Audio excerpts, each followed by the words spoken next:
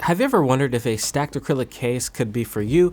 Well, the Stellar65 and the Stellar12, the collaboration from Space Cables, Clavier, and Yiankar are back, and they are now in a Hotswap form, and they are trying to make a case for being your next keyboard and macro pad. So let's check them out. So the pricing is middle of the road here. It's about $150 to $155 for the soldered or Hotswap versions of the 65%, and for the macro pad, it's going to run you about $62 to $65. It's a 65% layout with a 4-key upper right side cluster. I love that look. It's got a 6-degree typing angle, USB-C, per key RGB, and it's lightweight, making it great for travel. Before we get into the nitty-gritty of the typing, let's take a look at the build process. Now, when it comes to stacked acrylic builds, the build process is easy, but at the same time, it can be a little bit complicated. Let me explain. So essentially this build revolves around you stacking pieces of the case onto mounts, which you will put around the outside of the keyboard on the bottom acrylic piece. But y'all know me, I very much dislike having to deal with a bunch of screws and setting all these posts up. It can be a little bit tiresome, especially when all you want to do is type on your newly acquired keyboard. That being said, once you do get all the screws and the posts set up, it does become quite easy, as it's just stacking all the pieces together. So I wouldn't say it's the easiest, but I wouldn't say it's the hardest. It's somewhere in the middle. This build starts with the bottom piece of the case using 8 screws and posts. That will be for the main build, and then you'll have 3 other long posts for the bottom of the keyboard for that riser keyboard foot. The posts are hexagons in shape, so they'll have to be placed in the right position so that you can slide the piece down properly. Do not, I repeat, do not force it down or this acrylic will break. Now, after you set up the posts and get the bottom pieces down, you're gonna have to put in your stabilizers. Today we're using the Staebies, the V2s, more on those later. You'll need 4 2Us for the mods and 1 6.5U for the spacebar. There's a thicker piece with a plate support. Port will go directly onto the PCB using these smaller silver posts that you have to screw in from the bottom of the PCB, and then you put the plate on top of that and then screw in the top. Once you screw that sandwich together of the PCB, the support, and the actual plate portion, you're going to put the rest of the case on top of that, and then you're going to screw it down with the rest of the long screws. So as you can see, there's a lot of screws here. It can be a little bit daunting, but once you get going, once you get those posts set up on the PCB and the bottom of the case, it becomes quite easy. The macro pad, which is the Stellar12, is the same thing, but no stabilizers and only 12 switches. It's even easier to build. I've always seen macro pads. I never thought to get one, but after having one, they're pretty damn aesthetic and actually functional if you normally use the numpad. Let's say you're an accountant or a student in statistics.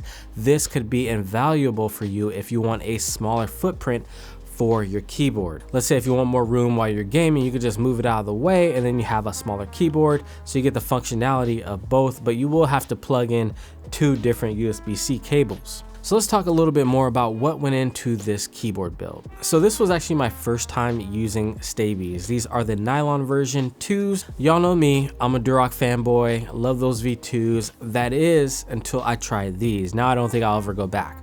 These are freaking perfect, which you will hear and see, well, hear later on in the sound test. I ended up lubing them with some Krytox 205 grade 0 lube and some Krytox XHT BDZ lube for the wires.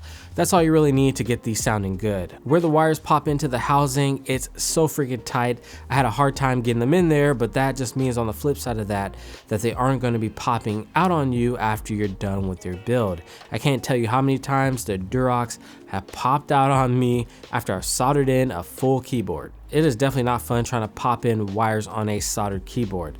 You do not want that to happen, so these Staebies get my seal of approval. Now for the switches, I went with the new Nixies that I just did a full video on. Go check that out if you haven't already. Essentially, these are one of, if not the most sought after vintage switch that has just made its triumphant return, and I felt like these would be a naturally great companion for the Stellar65 because the acrylic keyboards are known to be Thocky.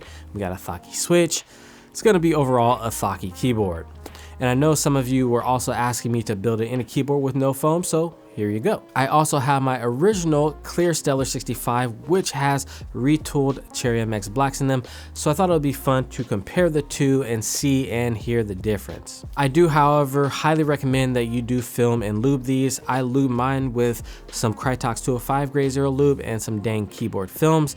These can be a bit heavy at 63.5 grams, but overall they are a pleasure to type. For the keycaps, I'm using the GMK Polybius. It matches perfectly with this sexy black case. These are actually based on a video game rumored to cause cardiac arrhythmia, motion sickness, and seizures. So don't look at these keycaps for too long. What differentiates these from normal GMK keycaps are that these are UV printed, and that's how they are able to get multiple colors onto the keycaps. But in turn, the UV printed will and can fade over time. Kind of goes with the whole arcade theme, because you know, when we are smaller, we're running through the arcades, you're running down, people run down those rugs. Kind of, which the designs on this kind of makes me remember. So it gives that nice vintage, I don't know. I'm just trying to make excuses for this rubbing off. But overall, it's a great set and it matches nicely with the Stellar board, and the best part is they are available now. So you could essentially make this entire setup that I have here today. None of that waiting a year for it. So now that we have all the components out of the way and put together, let's see what the final product sounds like.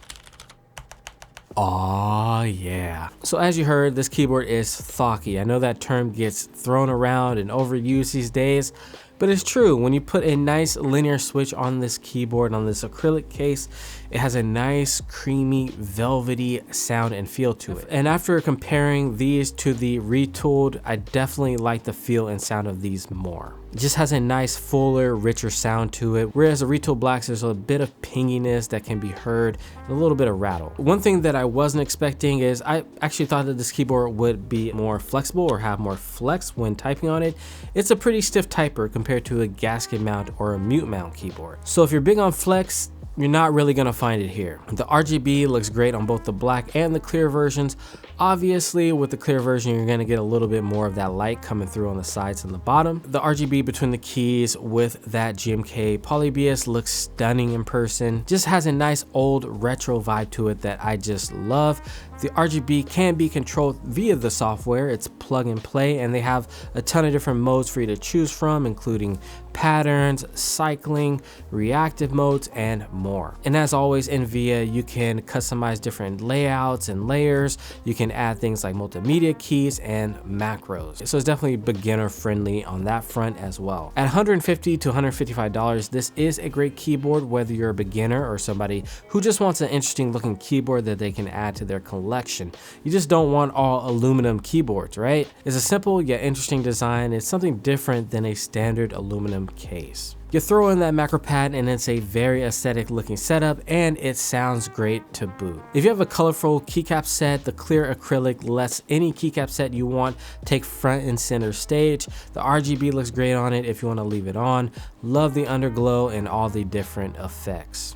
The screws on the top of the case give it that nice industrial look, which I also really like. While the build process can be a bit cumbersome and with all the screws you have to get through, the payoff you get with this keyboard is great.